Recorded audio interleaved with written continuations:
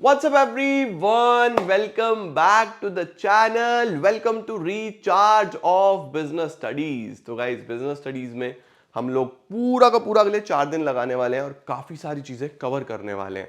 आज शुरू करेंगे चैप्टर नंबर 9 एंड 10 के साथ। बहुत अच्छे तरीके से रिवाइज कर लो, देख लो, अगर कुछ याद नहीं है तो याद कर लो, क्योंकि ये जो एज हम अभी ले लेंगे ना, ये हमारे बाद में बहुत काम आएगा। तो चलिए जल्दी से शुरू करते हैं और कवर करते हैं आज चैप्टर नंबर 9 10। अटेंडेंस चाहिए मुझे कमेंट सेक्शन में।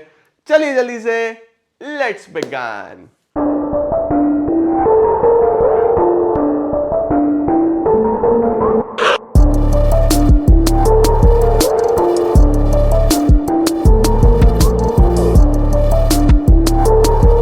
बेटा इस चैप्टर का नाम है फाइनेंशियल मैनेजमेंट। तो इसके अंदर दो शब्द जुड़ गए, मैनेजमेंट तो पहले से पढ़ के आ गए, फाइनेंस और जुड़ गया इसके अंदर। तो फाइनेंशियल मैनेजमेंट में बच्चों हमें क्या करना होता है? फाइनेंशियल मैनेजमेंट में हमें 3 चीजों के अच्छे से डिसीजंस लेने होते हैं। सबसे पहला एफिशिएंट प्रोक्योरमेंट ऑफ फाइनेंस, कि पैसा जब मैं प्रोक्योर करूं, अरेंज करूं तो बेस्ट सोर्स से आए।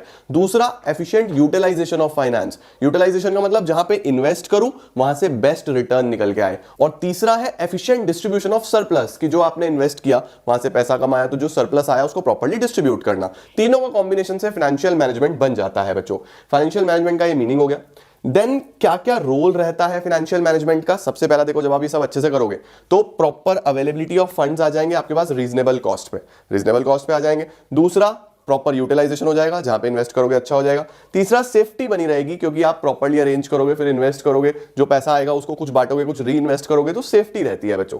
ठीक हो गया। इसके बाद हमारे पास आ जाता है बच्चों ऑब्जेक्टिव्स। ये जो हम फाइनेंशियल मैनेजमेंट कर रहे हैं इसके क्या ऑब्जेक्टिव है? देखो बेटा, मेन तो एक ही ऑब्जेक्टिव है, वो है wealth maximisation of the equity shareholders, यानी कि जो हमारा इक्विटी शेयर होल्डर्स है उनका ज्यादा से ज्यादा अर्निंग पर शेयर बने। ठीक है, परफेक्ट। अब फाइनेंशियल मैनेजमेंट बेटा क्यों इंपॉर्टेंट होता है? Why management financial management is important? क्योंकि सबसे पहला पॉइंट बोलता है, अगर हम अच्छे से फाइनेंशियल मैनेजमेंट समझेंगे तभी हमें समझ में आएगा कि हमारे फिक्स एसेट्स कितने होने चाहिए, कितने साइज और किस कॉम्पोजिशन के होने चाहिए, कौन कौन सा एसेट मेरे पास होना चाहिए फिक्स्ड एसेट, ऐसे ही कितने करंट एसेट होने चाहिए, ऐसे ही कितने मेरे पास लॉन्ग टर्म फंड्स होने चाहिए, कितने मेरे पास शॉर्ट टर्म फंड्स होने चाहिए, यानी कि मैं जो पैसा रेज करूंगा कितना लॉन्ग टर्म सोर्सेज से करूं, कितना शॉर्ट टर्म सोर्सेज से करूं। इसी तरीके से जो लॉन्ग टर्म सोर्सेज होंगे उसमें कितना डेट, कितना इक्विटी, देन जितनी भी आइटम्स हैं P&L में कैसे इंपैक्ट करती हैं, ये सब भी बच्चों हमको यहाँ पे देखना पड़ता है। राइट। तब हमारे पास आ रहे हैं 3 डिसीजंस बेटा। 3 डिसीजंस कौन कौन से हैं जो सबको, सारे फाइनेंशियल मैनेजर्स को लेने पड़ते हैं? सबसे पहला डिसीजन होता है इन्वेस्टमेंट डिसीजन, यानी पैसा कहां पे इन्वेस्ट करें। Then we have financing decision, पैसा किस सोर्स से हमारे पास आएगा। Then we have dividend decision, जब हम प्रॉफिट कमा लेंगे तो उस प्रॉफिट को किस में डिस्ट्रीब्यूट करना है, कितना अपने पास रखें, सेविंग करके रखें, कितना हम डिस्ट्रीब्यूट कर दें शेयर होल्डर्स में, इसको हम डिविडेंड डिसीजन बोल देते हैं बच्चों। तो सबसे पहले जब मैं बात करता हूं इन्वेस्टमेंट डिसीजन की, तो इन्वेस्टमेंट बेटा 2 तरीके से हो सकती है, लॉन्ग टर्म एसेट्स में यानी कि फिक्स एसेट्स में, और करंट एसेट्स में। जो लॉन्ग टर्म एसेट्स में होती है ना बच्चों, उसको बोलते हैं हम कैपिटल बजटिंग, और जो शॉर्ट टर्म एसेट्स में होती है, करंट एसेट्स में होती है, उसको हम लोग क्या बोल देते हैं? Working capital. अब बच्चों देखो क्यों इंपॉर्टेंट है इन्वेस्टमेंट डिसीजन? क्योंकि ये हमारे लॉन्ग टर्म ग्रोथ को इंपैक्ट करता है। भाई पैसा इन्वेस्ट कर रहे हैं, गलत जगह हो गया तो ग्रोथ कैसे होगी? दूसरा, काफी बड़ा अमाउंट ऑफ फंड इन्वेस्ट होता है। जब हम कैपिटल बजटिंग डिसीजन लेते हैं, यानी जब हम लॉन्ग टर्म में पैसा इन्वेस्ट कर देते हैं, तो उसमें काफी बड़ा ह्यूज अमाउंट लगता है। गलत डिसीजन हो गया तो बहुत नुकसान हो जाएगा, रिस्क बहुत तगड़ा होता है, और इरिवर्सिबल डिसीजंस होती हैं। इन्वेस्टमेंट रोज रोज थोड़ी ना करनी है, इरिवर्सिबल है, एक बार कर ली, गलत हो गई तो गड़बड़ हो जाएगी। तो इन्वेस्टमेंट करते टाइम क्या क्या सोचूं? 4 फैक्टर है बच्चों हमारे पास, cash flow, rate of return, risk और इन्वेस्टमेंट क्राइटेरिया इन्वॉल्व। सबसे पहले कैश फ्लो, आप चेक करो जहां पे आप पैसा इन्वेस्ट कर रहे हो क्या वहां से अच्छा कैश फ्लो आ रहा है। अगर अच्छा कैश फ्लो आ रहा है तो ही इन्वेस्ट करना है, नहीं तो नहीं करना। दूसरा, रेट ऑफ रिटर्न कितना है। आप सारे प्रोजेक्ट्स को कंपेयर करो, फिर चेक करो किसमें हाईएस्ट रेट ऑफ रिटर्न आ रहा है, जिसमें हाईएस्ट रेट ऑफ रिटर्न आ रहा है उसमें इन्वेस्ट करो। रिस्क बच्चों मॉडरेट रिस्क ले सकते हो, ना बहुत कम ना बहुत ज्यादा। इन्वेस्टमेंट क्राइटेरिया का मतलब होता है कि आप सिर्फ ये मत देखो कि रिस्क कम है या रिटर्न है, आप चेक करो कि जिस प्रपोजल में आप इन्वेस्ट कर रहे हो क्या उसकी टेक्नोलॉजी भी अवेलेबल होगी आपके पास, क्या लेबर भी होगी, क्या रॉ मटेरियल भी मिलेगा, सब कुछ आपके फेवर में होना चाहिए, तब इन्वेस्ट करो। ठीक है बच्चों। अब इन्वेस्ट करने के लिए पैसा चाहिए, तो सर पैसा कहां से आएगा? तो बेटा 2 सोर्स होते हैं हमारे पास, कौन कौन से? या तो हम डेट से लें या फिर हम इक्विटी से लें। अब ध्यान रखना मेरी जान, इक्विटी जो है वो कॉस्टली होता है और डेट जो है वो रिस्की होता है। तो डेट और इक्विटी में ज्यादा महंगा कौन सा होता है? इक्विटी। और ज्यादा रिस्की कौन सा होता है? कर्जा, क्योंकि कर्जा चुकाना तो एक फिक्स्ड है, जो चुकाना ही पड़ेगा, भाग नहीं सकते उससे। तो सर कैसे पता चलेगा कि डेट में जाऊं या इक्विटी में जाऊं? उसके लिए ये फैक्टर्स हैं। सबसे पहले आप कॉस्ट चेक करो, इन दोनों में से जिसमें कम कॉस्ट आ रही है उसमें चले जाओ। फिर आप रिस्क चेक करो। अब देखो, डेट लेने से ओवरऑल फाइनेंशियल रिस्क तो बढ़ता है, तो आप ये चेक करो कि क्या आपकी रिस्क टेकिंग कैपेसिटी कितनी है, उस हिसाब से इसमें से सेलेक्ट करो। फिर फ्लोटेशन कॉस्ट। फ्लोटेशन कॉस्ट का मतलब होता है बच्चों कॉस्ट ऑफ इशू। सिक्योरिटीज को इशू करते हैं तो कितना खर्चा आ रहा है, तो आप ये चेक कर लो कि फ्लोटेशन कॉस्ट जिसमें कम है उस सोर्स में चले जाना। Then cash flow position of the company. बच्चों देखो, अगर आप डेट में जाते हो तो आपको फिक्स इंस्टॉलमेंट पे करनी ही पड़ती है, फिक्स इंटरेस्ट पे करना ही पड़ता है, उससे भाग नहीं सकते। तो अगर आपके पास कैश फ्लो ही नहीं है, कैश ही नहीं है, तो फिर भाई कैसे पे करोगे? फंस जाओगे। अगर नहीं टाइम पे कर पाओगे तो कंपनी बिक जाएगी। तो इसीलिए it is very important to understand कि अच्छा कैश फ्लो होगा तो ही डेट में जाना है, नहीं तो नहीं जाना। फिक्स ऑपरेटिंग कॉस्ट मतलब जो आपके बिजनेस के ऑलरेडी फिक्स्ड खर्चे हैं, कोई रेंट है, कोई फिक्स सैलरी है, कोई आप लोगों ने फिक्स चार्जेस बांधे हुए हैं, ऑलरेडी हाई फिक्स्ड कॉस्ट है आपके पास, तो फिर एक और क्यों बढ़ाते हो डेट लेके? अगर बहुत हाई है तो फिर डेट में मत जाना, ठीक है। Control considerations. कंट्रोल कंसीडरेशन होता है बच्चों कि क्या हमारे शेयर होल्डर्स अपना कंट्रोल बांटना चाहते हैं, क्योंकि नए शेयर इशू करेंगे तो फिर वो भी लोग मालिक बनेंगे, उनका भी कंट्रोल होगा। तो अगर आपके शेयर होल्डर्स को कंट्रोल बांटने में कोई प्रॉब्लम नहीं है तो फिर तो इक्विटी में जा सकते हो। अगर कंट्रोल बांटने में प्रॉब्लम है तो फिर आप डेट में जाओ। Then state of capital market यानी शेयर मार्केट। ध्यान रखना बच्चों, शेयर मार्केट अगर बूम पे है यानी कि मार्केट ऊपर है तभी इक्विटी में जाएंगे, क्योंकि जब मार्केट डिप्रेशन में होती है ना, डिप्रेशन का मतलब नीचे होती है, जब गिर रही होती है तो उस टाइम कोई रिस्क नहीं लेना चाहता, फिर सब किस में जाते हैं? डेट में जाते हैं, डिबेंचर में जाते हैं। तो अगर मार्केट बूम पे है तो ही इक्विटी, अदरवाइज डेट। ठीक हो गया बेटा। इसके बाद हमारे पास आ जाता है डिविडेंड डिसीजन। डिविडेंड डिसीजन किसको बोलते हैं? कि हम लोगों को जो प्रॉफिट होगा, हमने जहां भी पैसा इन्वेस्ट करा है, जो प्रॉफिट होगा उस प्रॉफिट का कितना मैं सेव कर लूं फ्यूचर के लिए और कितना डिस्ट्रीब्यूट कर दूं अपने शेयर होल्डर्स को एज डिविडेंड। तो इसमें क्या बोलते हैं? कितना रिटेन कर लें और कितना डिस्ट्रीब्यूट कर दें। इसमें बच्चों बहुत सारे फैक्टर्स हैं, जैसे सबसे पहले अमाउंट ऑफ अर्निंग्स। सीधी सीधी बात है, देखो ज्यादा अर्निंग्स है तो ज्यादा डिविडेंड देगी कंपनी, कम अर्निंग्स है तो कम डिविडेंड देगी। Stability of earnings. कुछ कंपनीज ऐसी होती हैं जो बहुत अच्छी पोजीशंस पे होती हैं, जिनकी अर्निंग स्टेबल होती है, बहुत ज्यादा उनकी अर्निंग ऊपर नीचे होती नहीं है, वो अब स्टेबिलिटी पे आ चुके हैं, तो फिर वो लोग हमेशा डिविडेंड अच्छा ही देते हैं। तो अगर स्टेबल अर्निंग्स है तो डिविडेंड दिया जाएगा, स्टेबल नहीं है तो डिविडेंड नहीं दिया जाएगा। Stability of dividend. बहुत सारी ऐसी कंपनीज हैं बच्चों जो अर्निंग थोड़ी बहुत अगर ऊपर नीचे होती है ना तो अपने डिविडेंड को हिलाती नहीं है। वो डिविडेंड तभी बढ़ाएंगी अगर उनका पक्का अर्निंग पोटेंशियल बढ़ चुका है, बढ़ रही है, यानी ग्रोथ हो रही है कंपनी में, बढ़िया तरीके से दिख रहा है कि भाई आप बढ़िया पैसा कमा रहे हैं आप कई साल से, तो ही डिविडेंड बढ़ाएंगी। अदरवाइज वो डिविडेंड स्टेबल रखती हैं। तो अगर स्टेबिलिटी ऑफ डिविडेंड है तो स्टेबल डिविडेंड मिलेगा, स्टेबिलिटी नहीं है तो फिर प्रॉफिट के अनुसार मिलेगा। Growth opportunities. अगर फ्यूचर में ग्रोथ अपॉर्चुनिटी है तो आज पैसा सेव कर लो, क्योंकि अपॉर्चुनिटी में तो पैसे की जरूरत पड़ेगी ना। तो अगर फ्यूचर में ग्रोथ अपॉर्चुनिटी है तो पैसा सेव कर लो, डिविडेंड मत दो। Cash flow position. अच्छा कैश फ्लो है तो डिविडेंड देंगे, कैश फ्लो नहीं है तो डिविडेंड नहीं देंगे। शेयर होल्डर का प्रेफरेंस। मेरा शेयर होल्डर क्या चाहता है? अगर यंग शेयर होल्डर है वो बोलेगा डिविडेंड नहीं चाहिए, री इन्वेस्ट कर दो। अगर रिटायर्ड शेयर होल्डर है, अगर मिडिल क्लास शेयर होल्डर है तो बोलेगा डिविडेंड चाहिए, फिर डिविडेंड देना चाहिए। Taxation policy. टैक्सेशन पॉलिसी में बेटा हम जो टैक्स डिविडेंड देने पे लगता है उसकी बात करते हैं। तो अगर डिविडेंड देने वाला टैक्स हाई है तो फिर ज्यादा डिविडेंड नहीं देगी कंपनी, क्योंकि टैक्स लग जाएगा। अगर वो टैक्स लो है तो फिर डिविडेंड दे देगी कंपनी। स्टॉक मार्केट का रिएक्शन भी देखना है बच्चों। क्यों? क्योंकि अल्टीमेटली जो कंपनीज अच्छा डिविडेंड देती है स्टॉक मार्केट में उनकी इज्जत ज्यादा होती है। तो डिविडेंड देने से आपकी इमेज पे क्या इंपैक्ट आएगा उसको सोचते हुए ही डिविडेंड डिक्लेयर करना है। Then access to capital market. अगर आपके पास कैपिटल मार्केट में इजी एक्सेस है, आप आसानी से मार्केट में जाके पैसा रेज कर सकते हो, तो फिर आपको सेविंग करने की क्या जरूरत है? डिविडेंड दो ना यार। तो अगर इजी एक्सेस है तो डिविडेंड दो, एक्सेस नहीं है तो सेव करके रखो। लीगल कॉन्स्ट्रेंट्स का मतलब होता है बच्चों लॉ का ध्यान रखना। हमें डिविडेंड देने से पहले सेबी के, कंपनीज एक्ट के जितने भी रेगुलेशंस हैं सारे फुलफिल करने हैं। जब वो फुलफिल हो जाएंगे बाद में ही हम डिविडेंड दे सकते हैं। ये लीगल कॉन्स्ट्रेंट्स हैं। और कॉन्ट्रैक्चुअल कॉन्स्ट्रेंट्स क्या होते हैं? जब हम किसी ऑफिशियल कॉन्ट्रैक्ट में एंटर हुए होते हैं तो उस कॉन्ट्रैक्ट को पूरा किए बगैर हम डिविडेंड नहीं दे सकते। किसी के साथ कोई कॉन्ट्रैक्ट करा है, वो अपना इंडिविजुअल हमारे डायरेक्टर में एक डायरेक्टर बना देगा, तो पहले हमें उसी का पेमेंट देना होगा, तभी हम डिविडेंड दे सकते हैं, नहीं तो नहीं दे सकते। इसके बाद आता है बच्चों फाइनेंशियल प्लानिंग। फाइनेंशियल प्लानिंग क्या है? जब आप एडवांस में फाइनेंस के बारे में सब कुछ प्लान करके रख लेते हो कि कल को क्या करेंगे, कहां लगाएंगे, कहां से पैसा लाएंगे। जब एडवांस में सब प्लान हो जाए इसको हम फाइनेंशियल प्लानिंग बोल देते हैं। तो फाइनेंशियल प्लानिंग क्यों करते हैं? ताकि हमारे पास फंड्स अवेलेबल हो whenever required, to see that the funds are available whenever required, and to see that firm does not raise resources unnecessarily. firm unnecessarily पैसा रेज ना करे। इसके बाद बच्चों क्यों इंपॉर्टेंट है फाइनेंशियल प्लानिंग? ताकि बिजनेस स्मूथली चलता रहे, बिजनेस में हमें कोई शॉक ना लगे, क्योंकि प्लानिंग में तो हम पहले से फ्यूचर के बारे में सोच लेते हैं। कोऑर्डिनेशन बना रहे सब फंक्शंस में, बिजनेस की एफिशिएंसी बेटर हो जाए और लिंक कर दें प्रेजेंट को फ्यूचर से। सर ये कैसे कैसे? भाई देखो सीधी सीधी सी बात है ना, planning bridges the gap between where we are and where we want to go. तो प्रेजेंट को फ्यूचर से जोड़ता है। जब हम प्लानिंग करते हैं तो वेस्टेज कम से कम होता है, एफिशिएंसी बढ़ती है हमारी। ये सब पॉइंट्स इसमें आ जाएंगे बच्चों। इसके बाद we have capital structure. Sir capital structure क्या होता है? कैपिटल स्ट्रक्चर एक वो कॉन्सेप्ट है बच्चों जिसमें हम ये पढ़ते हैं कि मेरी टोटल कैपिटल में कितना डेट है और कितना इक्विटी है। तो डेट अपॉन इक्विटी ये मेरा कैपिटल स्ट्रक्चर है, ठीक है। डेट अपॉन इक्विटी 2:1 हो सकता है, इससे ज्यादा थोड़ा सा रिस्की हो जाएगा। तो 2:1 तक ठीक रहता है कैपिटल स्ट्रक्चर, यानी कि आपकी इक्विटी का 2 गुना तक आप डेट रख सकते हो। अब कैसे डिसाइड करूं कि कैपिटल स्ट्रक्चर में डेट होना चाहिए या नहीं होना चाहिए? तो सेम बिल्कुल फाइनेंसिंग डिसीजन जैसे पॉइंट है, क्योंकि यहां भी तो ये देखते थे कि डेट में जाए या इक्विटी में जाए।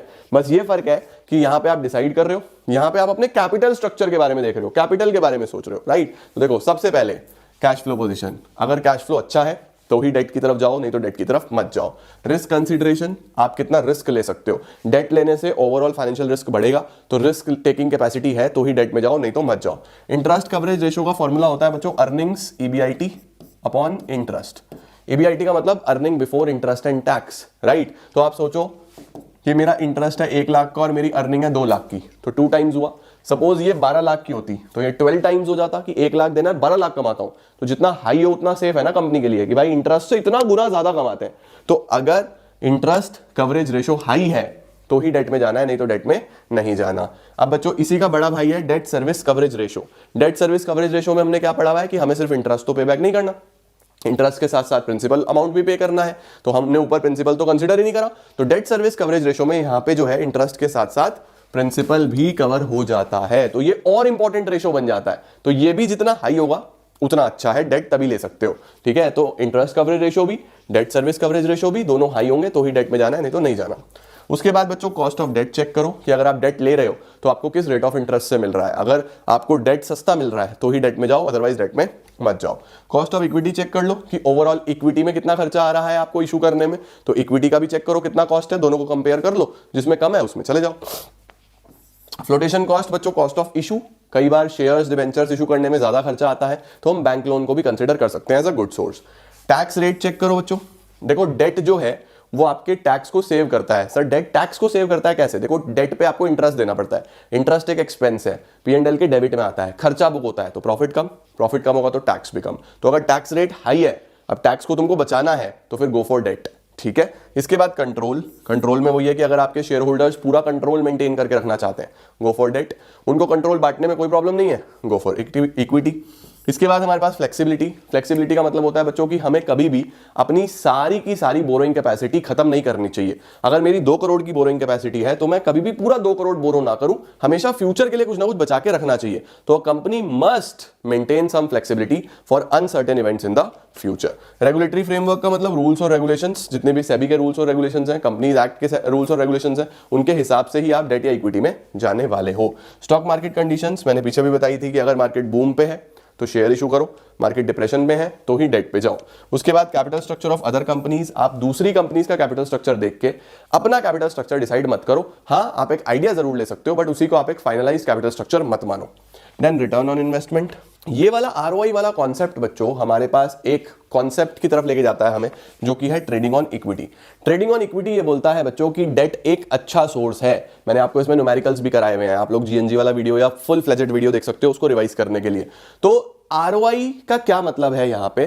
ट्रेडिंग ऑन इक्विटी एक कॉन्सेप्ट था जो क्या बोलता है, ट्रेडिंग ऑन इक्विटी ये बोलता है कि भैया एक कंपनी के लिए डेट अच्छा है, लेकिन वो डेट तब तक फायदा देगा जब तक आपने जहां पे वो पैसा लगाया है, यानी भाई पैसा अगर मैंने डेट लिया, कर्जा लिया, तो कहीं ना कहीं तो लगाने के लिए लिया होगा ना, घर रखने के लिए थोड़ा ना लिया। तो जहां भी आपने वो इन्वेस्ट करा है वहां से आने वाला return it should be greater than rate of interest of debt. इसका मतलब सपोज मैंने 10% के हिसाब से लोन लिया है कि लोन पे 10% ब्याज देना है और मैं कमा रहा हूं 15%, तो ये अच्छा रहेगा, ये बढ़िया रहेगा, कर्जा ले सकता हूं। तो कर्जा तभी लेना है अगर रिटर्न ऑन इन्वेस्टमेंट ज्यादा है, किससे? रेट ऑफ इंटरेस्ट से। और यही कौन सा कॉन्सेप्ट बोलता था? Trading on equity. क्यों ये बोलता है? डेट लेने के काफी सारे फायदे हैं। क्यों? क्योंकि सबसे पहले जो अमाउंट ऑफ इंटरेस्ट है वो आपका टैक्स डिडक्टेबल है। टैक्स डिडक्टेबल का मतलब उससे आपका टैक्स सेव होता है, और तभी फायदा देगा जब rate of return is greater than interest rate से ज्यादा हो, ठीक हो गया बेटा। इसके बाद बच्चों हम जब भी कोई बिजनेस करते हैं तो हमारे बिजनेस में दो प्रकार की कैपिटल रिक्वायरमेंट्स होती हैं। एक होती है फिक्स कैपिटल रिक्वायरमेंट, एक होती है working capital requirement. Fix capital होती है जो आप बिजनेस के शुरू में बिल्कुल इनिशियल फेज में पैसा इन्वेस्ट करते हो और फिक्स एसेट्स पे लगाते हो, उसको बोलते हैं फिक्स कैपिटल। तो सर फिक्स कैपिटल कम चाहिए ज्यादा चाहिए कैसे पता चलेगा? कुछ फैक्टर्स हैं बेटा। सबसे पहले क्या है? Nature of the business.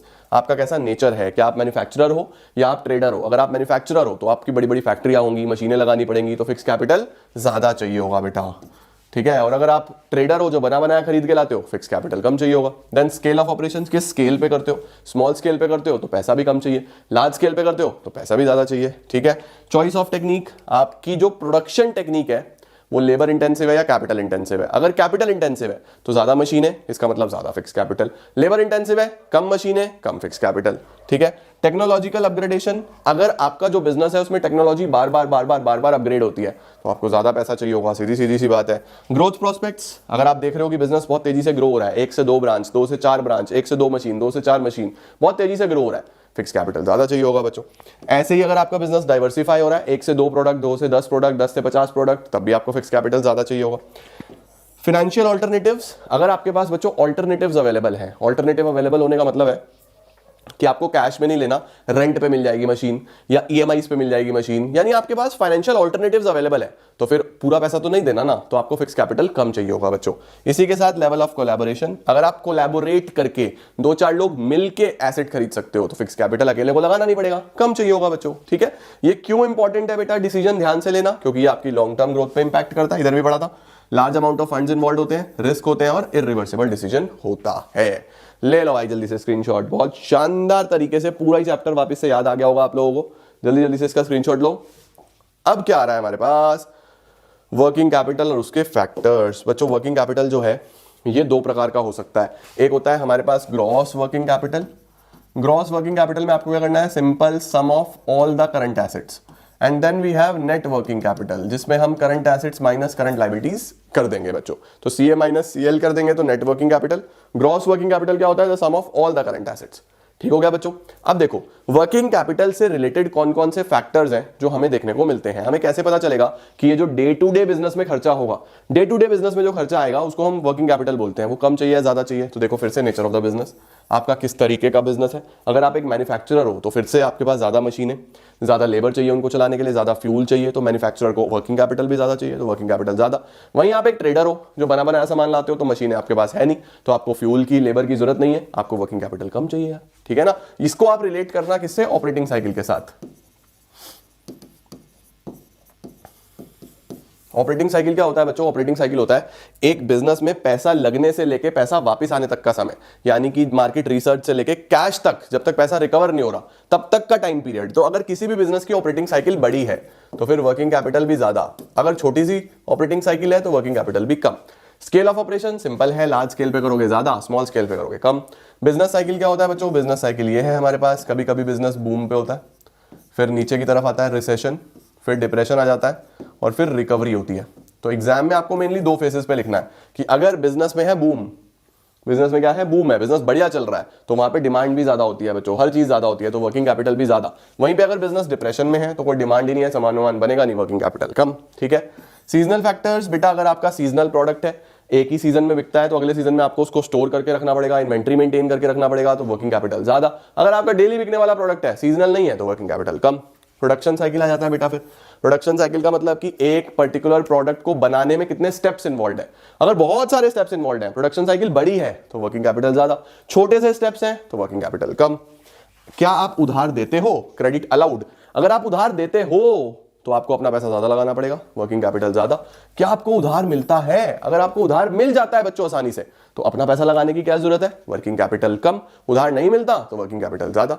आप कितने एफिशिएंट हो, आपके ऑपरेशंस कितने अच्छे से आप परफॉर्म करते हो। अगर आप बढ़िया एफिशिएंट हो तो फिर उस सिनेरियो में वेस्टेज कम होगा, वर्किंग कैपिटल कम। अगर आप एफिशिएंट नहीं हो तो वेस्टेज ज्यादा होगा, वर्किंग कैपिटल ज्यादा।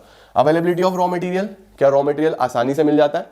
अगर मेरे प्यारे बच्चे रॉ मटेरियल आपको आसानी से मिल जाता है, आपको स्टॉक वॉक करने की जरूरत नहीं है, कोई स्टॉक नहीं करना मेंटेन, तो फिर वर्किंग कैपिटल कम। आसानी से नहीं मिलता, एक ही बारी में खरीद के लाना पड़ता है, बल्क में खरीदना पड़ता है, स्टॉक मेंटेन करना पड़ता है, वर्किंग कैपिटल ज्यादा। ग्रोथ प्रोस्पेक्ट्स आसान है, दोनों में सेम है, ग्रोथ है तो वर्किंग कैपिटल ज्यादा। कंपटीशन है अगर, बच्चों अगर कंपटीशन है तो दुकान से माल खत्म नहीं हो सकता, माल भर के ही रखना पड़ेगा, नहीं तो कस्टमर इधर उधर चला जाएगा। तो कंपटीशन है तो वर्किंग कैपिटल ज्यादा, कंपटीशन नहीं है तो कम में भी काम चल जाएगा। महंगाई है अगर बेटा, हर चीज महंगी है, वर्किंग कैपिटल ज्यादा, महंगाई नहीं है तो वर्किंग कैपिटल कम। सिंपल। लो जी, जल्दी से बच्चों इसका भी स्क्रीनशॉट ले लो। चलिए जी शुरू करते हैं बच्चों। सबसे पहले आता है कि फाइनेंशियल मार्केट क्या होती है। तो देखो, फाइनेंशियल मार्केट एक इंटरमीडिएरी है जिसका काम क्या है, दो लोगों को मिलवाना। दो लोग कौन है, एक है सरप्लस यूनिट जिसके पास एक्स्ट्रा पैसा है यानी कि इंडिविजुअल्स, और एक है डेफिसिट यूनिट जिनको पैसे की जरूरत है यानी कि बिजनेस फर्म्स या कंपनीज। तो मार्केट में क्या होता है, दोनों लोग आते हैं, सरप्लस यूनिट भी आती है, डेफिसिट यूनिट भी आती है। सरप्लस अपना पैसा देती है, डेफिसिट पैसा ले जाती है और पैसे से अच्छे से बिजनेस करते हैं। तो क्या है, financial market is a market for creation and exchange of financial assets. It helps in mobilization of savings. Mobilization का मतलब सेविंग्स को मूव कराना। अब मार्केट क्या क्या फंक्शंस परफॉर्म करती है, सबसे पहला तो यही मोबिलाइजेशन ऑफ सेविंग्स। आपकी जो सेविंग्स हैं, जो आपके पास एक्स्ट्रा पैसा है, उसको आप अच्छे बिजनेस अपॉर्चुनिटीज में इन्वेस्ट कर सकते हो, आपका पैसा बेस्ट पॉसिबल वे में इन्वेस्ट हो जाता है। प्राइस डिस्कवरी बच्चों, मार्केट में अब देखो कंपनी आई है, कंपनी आपसे पैसा ले रही है तो आपको पैसे के बदले में कुछ ना कुछ तो देगी ना, शेयर देगी, डिबेंचर देगी, कोई ना कोई सिक्योरिटी देगी। आप ऐसे ही थोड़ी ना अपना पैसा दे दोगे ले जाओ, आपको भी तो उसके बदले में कुछ ना कुछ चाहिए। तो वो सिक्योरिटी कितने की होगी उसका प्राइस मार्केट में आके डिसाइड होता है। सर कैसे डिसाइड होता है, डिमांड सप्लाई से। जिसकी ज्यादा डिमांड उसका प्राइस भी ज्यादा, कम डिमांड प्राइस भी कम, ठीक है ना। लिक्विडिटी मिलती है बच्चों मार्केट में आके आपके फाइनेंशियल एसेट्स को। लिक्विडिटी मिलने का क्या मतलब है कि अगर आपके पास कोई एसेट है यानी कोई शेयर है, कोई डिबेंचर है, आप उसको बेचना चाहते हो, लिक्विड करना चाहते हो, तो वो भी आप मार्केट में आके कर सकते हो। Then reducing the cost of transactions. Reducing the cost of transactions का क्या मतलब होता है कि हम जब मार्केट में आएंगे तो सब कुछ ऑलरेडी अवेलेबल होगा, आपको किसी भी चीज पे खर्चा करने की जरूरत नहीं है, तो ओवरऑल कॉस्ट ऑफ ट्रांजेक्शन कम हो जाता है। इसके बाद बच्चों हमारे पास आता है कितने प्रकार की मार्केट्स होती हैं। मेनली दो प्रकार की मार्केट्स हैं, मनी मार्केट और कैपिटल मार्केट। फिर कैपिटल के आगे दो टाइप्स है, प्राइमरी मार्केट, सेकेंडरी मार्केट। इनमें से कोई ना कोई डिफरेंस पक्का फंसेगा पेपर में, बहुत अच्छे तरीके से इनके डिफरेंस याद कर लेना, ठीक है। देखो फटाफट से, मनी मार्केट क्या है। मनी मार्केट और कैपिटल मार्केट में क्या फर्क होता है बच्चों कि अगर आपको कोई सिक्योरिटी चाहिए, कोई सिक्योरिटी यानी कि कोई शेयर वगैरह खरीदना है और शॉर्ट टर्म के लिए चाहिए, तो शॉर्ट टर्म के लिए आपको जाना पड़ेगा मनी मार्केट में। अगर मीडियम और लॉन्ग टर्म के लिए चाहिए तो आपको जाना पड़ेगा कैपिटल मार्केट में। तो मनी मार्केट एक ऐसी मार्केट है जो शॉर्ट टर्म ड्यूरेशन वाली सिक्योरिटीज में डील करेगी, और कैपिटल मार्केट वो है जो मीडियम और लॉन्ग टर्म ड्यूरेशन वाली सिक्योरिटीज में डील करने वाली है। मनी मार्केट में दूसरी बात ध्यान रखना, मेनली डेट सिक्योरिटीज होती हैं, अनसिक्योर्ड होती हैं, और यहाँ पे यूजुअली एक रिटेल इन्वेस्टर नहीं जाता, यहाँ पे नॉर्मली हमें इंस्टीट्यूशन ही देखने को मिलते हैं। तो देखो क्या है, money market is a market for short term funds which deals in monetary assets, जिसकी मैच्योरिटी 1 साल तक है। ये शॉर्ट टर्म के लिए होती है, इसकी कोई लोकेशन नहीं होती, सब ऑनलाइन होता है बच्चों। इसमें कौन कौन लोग होते हैं, RBI, commercial banks, LIC, GIC, मैंने बोला ना इंस्टीट्यूशंस होते हैं इसके अंदर मेनली। इसके इंस्ट्रूमेंट्स कौन कौन से हैं बच्चों, इंस्ट्रूमेंट्स के बस आपको नाम पता होने चाहिए कौन कौन से हैं। Call money, treasury bill, commercial paper, certificate of deposit and commercial bills, ठीक है बच्चों। इसके बाद we have capital markets. Capital market क्या है, ये मीडियम और लॉन्ग टर्म के लिए है। It refers to facilities and institutional arrangements through which medium and long term funds, दोनों डेट और इक्विटी, इसमें देखो मेनली डेट होता था, इसमें डेट और इक्विटी रेज्ड इन्वेस्टेड जिनका मैच्योरिटी पीरियड 1 साल से ज्यादा है। ये मार्केट क्या है, लिंक है किसके बीच में, वही सेवर्स और इन्वेस्टमेंट अपॉर्चुनिटीज के बीच में, मेनली लॉन्ग टर्म इन्वेस्टमेंट्स में डील करती है। ये मार्केट इंटरमीडियरीज को यूटिलाइज करती है। इंटरमीडियरीज का मतलब बच्चों इस मार्केट में मेनली ब्रोकर्स और अंडरराइटर्स, इस तरीके के लोग होंगे जो आपको हेल्प करेंगे डीलिंग करने में। इसके साथ साथ कैपिटल फॉर्मेशन भी होता है। कैपिटल फॉर्मेशन का मतलब देश में इन्वेस्टमेंट बढ़ती है और गवर्नमेंट के रूल्स और रेगुलेशंस के हिसाब से इसको चलना पड़ता है। देन इसके दो पार्ट्स होते हैं, primary market, secondary market. Primary बोलते हैं बच्चों न्यू इशू मार्केट को, यानी एक वो मार्केट जहां पे सिक्योरिटीज बिल्कुल पहली बार ऑफर करी जा रही हैं। तो जहां पे सिक्योरिटीज बिल्कुल पहली बार ऑफर करी जाएंगी उसको बोल देते हैं हम लोग प्राइमरी मार्केट। तो जब जब सिक्योरिटीज बिल्कुल न्यू फ्रेश होगी, कंपनी से आप खरीद रहे हो, इसको हम प्राइमरी मार्केट बोलेंगे। ऑलरेडी कोई सेकेंड हैंड सिक्योरिटी खरीद रहे हो किसी इन्वेस्टर से, उसको हम लोग सेकेंडरी मार्केट या स्टॉक एक्सचेंज बोलेंगे। The market in which security sold for the first time, यहां पे सिक्योरिटी सेल परचेज होती है एग्जिस्टिंग सिक्योरिटीज की, ठीक है बेटा। उसके बाद अगर आपको मार्केट में ट्रेडिंग करनी है तो क्या प्रोसीजर है, पूरा प्रोसीजर हमने डिटेल में पढ़ा हुआ है। सबसे पहले एक ब्रोकर चाहिए। Number 1 is selection of broker, क्योंकि जितने भी शेयर्स होते हैं वो डिपॉजिटरी होल्ड करता है हमारे बिहाफ पे बच्चों। Depository is just like bank, जैसे आप बैंक में पैसा रखते हो ना, वैसे ही शेयर्स किसके पास होते हैं, डिपॉजिटरी के पास। हमारे देश में कितने डिपॉजिटरी हैं, 2, CDSL, NSDL। अब डिपॉजिटरी कभी आपसे डायरेक्टली इंटरैक्ट नहीं करता, जैसे आरबीआई आपसे डायरेक्टली इंटरैक्ट नहीं करता, आरबीआई ने कमर्शियल बैंक छोड़े हुए, वैसे ही डिपॉजिटरी बोलता है कि हमारे बिहाफ पे पब्लिक से इंटरैक्ट कौन करेंगे, ब्रोकर्स, जिनको हम डिपॉजिटरी पार्टिसिपेंट बोलते हैं। तो आपको सबसे पहले तो ब्रोकर चाहिए। वो ब्रोकर एक अकाउंट खोलेगा जिसको बोलेंगे डीमैट अकाउंट। डीमैट अकाउंट क्या है, जिसमें हम लोग क्या करने वाले हैं, शेयर्स को रखेंगे ऑनलाइन फॉर्म में। तो सबसे पहले ब्रोकर का सिलेक्शन होगा, डीमैट अकाउंट खुलेगा, फिर आप ऑर्डर प्लेस करोगे। ऑर्डर प्लेस करने का मतलब है कि आप वहां पे जितने भी आपको नंबर ऑफ शेयर्स चाहिए, जितने रुपए का चाहिए, ऑर्डर प्लेस करोगे। ब्रोकर मैच करेगा कि क्या इतने रुपए में इतने शेयर्स अवेलेबल हैं। अगर हुए तो फिर वो आपका ऑर्डर एग्जीक्यूट कर देगा। एग्जीक्यूट करने का मतलब ऑर्डर लगा देगा आपका एक तरीके से, ठीक है। उसके बाद क्या होगा बच्चों, वो आपको एक कॉन्ट्रैक्ट नोट देगा। कॉन्ट्रैक्ट नोट में सारी डिटेल होगी कि उसने कितने शेयर आपके बिहाफ पे, कितने टाइम पे, कितने रुपए पे खरीदे, उसका कितना कमीशन है, सब कॉन्ट्रैक्ट नोट में लिखा होगा। उसके बाद बस आपको डिलीवर हो जाएंगे शेयर्स और आप उसको पैसा दे दोगे तो सेटलमेंट हो जाएगा बच्चों। अब यहाँ पे 2 चीजें इंपॉर्टेंट होती हैं, पे इन डे और पे आउट डे। देखो बच्चों, अगर आप बेच रहे हो तो पे इन डे पे आपके पास से शेयर्स जाएंगे, पे आउट डे पे आपके पास पैसा आ जाएगा। अगर आप खरीद रहे हो तो पे इन डे पे आपके पास से पैसा जाएगा, पे आउट डे पे आपके पास शेयर्स आ जाएंगे। तो बेसिकली ट्रांजैक्शन को कंप्लीट करने के लिए पे इन डे और पे आउट डे रखे गए हैं। ठीक हो गया बेटा। इसके बाद हमारे पास होता है स्टॉक एक्सचेंज। स्टॉक एक्सचेंज हम किसको बोलते हैं, सेकेंडरी मार्केट को ही बोलते हैं, यानी एक वो प्लेटफॉर्म जहां पे शेयर्स को खरीदा या बेचा जाता है। It is an institution which provides a platform for buying and selling of securities. क्या क्या फंक्शंस परफॉर्म करता है बच्चों स्टॉक एक्सचेंज। सबसे पहला आपके एसेट्स को लिक्विडिटी देना। मेरे पास कोई शेयर है, मैं उससे कुछ खरीद नहीं सकता भाई बाजार में, वो शेयर है, लेकिन जब मैं उसको कैश में कन्वर्ट कराना चाहूं, उसको लिक्विड करना चाहूं, तो स्टॉक एक्सचेंज में जाके कर सकता हूं, क्योंकि वहां पे तो बहुत सारे बायर्स हैं ऑलरेडी। तो यहाँ पे बायर सेलर दोनों होते हैं। तो आपको अगर लिक्विडिटी चाहिए तो आप जब चाहे अपना सिक्योरिटी यहाँ पे आके बेच सकते हो। प्राइसिंग भी होती है बेटा यहाँ पे, जैसे यहाँ पे भी था ना, प्राइसिंग होती है। कैसे होती है सर, वही डिमांड सप्लाई से। सेफ्टी ऑफ ट्रांजेक्शंस, क्योंकि पैसे की बात है तो सेफ्टी का भी ध्यान रखना पड़ता है कि भैया दिक्कत ना हो जाए, कोई कंपनी किसी का पैसा लेके ना भाग जाए। तो स्टॉक एक्सचेंज का ये भी फंक्शन है कि वो आपकी ट्रांजैक्शंस को सेफ रखता है। उसके बाद इकोनॉमिक ग्रोथ में कंट्रीब्यूट करता है। इट इज क्वाइट ऑब्वियस कि जब पैसा इन्वेस्ट होगा, कंपनीज में जाएगा, तो कंपनी क्या करेंगी, उससे बिजनेस करेंगी, इंफ्रास्ट्रक्चर बनाएगी, देश का तरक्की होगी, कहीं ना कहीं जीडीपी बढ़ेगा। तो it contributes to economic growth. Function एक ये भी है कि इक्विटी का कल्चर स्प्रेड करना, लोगों में अवेयरनेस फैलाना। तो मार्केट्स आजकल इक्विटी का कल्चर भी स्प्रेड करती हैं, अवेयरनेस भी लेके आती हैं। Also it gives you scope for speculation. Scope for speculation का मतलब है कि आप सस्ता जब शेयर हो खरीद लो, महंगा हो बेच दो, बीच में प्रॉफिट बुक कर लो, इसको हम स्पेकुलेशन बोलते हैं। ठीक हो गया बेटा। अब ये जो मार्केट है बच्चों, ये मार्केट में बहुत सारे तरीके की गलत एक्टिविटीज होने लगी थी, जैसे प्राइस के साथ मैनिपुलेशंस, इनसाइडर ट्रेडिंग, ब्रोकर सही से काम नहीं कर रहे क्योंकि ब्रोकर को कोई रेगुलेट नहीं कर रहा, म्यूचुअल फंड सही से काम नहीं कर रहे। तो अल्टीमेटली बहुत सारी चीजें मार्केट में गड़बड़ हो रही थी। फिर गवर्नमेंट किसको लेके आया, सेबी को। सेबी कब आया बच्चों, 1988 में। और इसको 1988 में बस वॉच डॉग बना के छोड़ दिया था कि भाई नजर रख। लेकिन बाद में रियलाइज हुआ कि यार सिर्फ वॉच डॉग से तो काम मिलेगा नहीं, तो वॉच डॉग हटा के 1992 में सेबी को बहुत पावर्स दी गई और एक लीगल स्टेटस दे दिया गया। तो 1992 से सेबी बहुत पावरफुल हो गया।